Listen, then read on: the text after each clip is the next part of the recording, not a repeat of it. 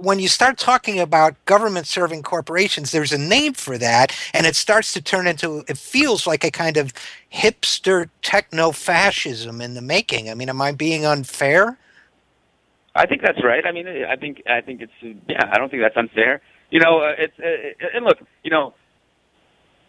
a lot of these guys, politically, they're kind of undeveloped and a bit amateurish and just kind of pathetic. Because from a political perspective, they don't have a politics. You know what I mean? They have a politics Right.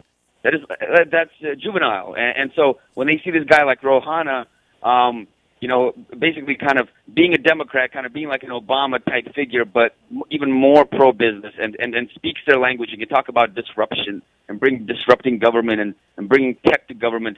And then talking also about the fact that, hey, we need to rework the tax code so that you guys can repatriate your profits from overseas without being taxed.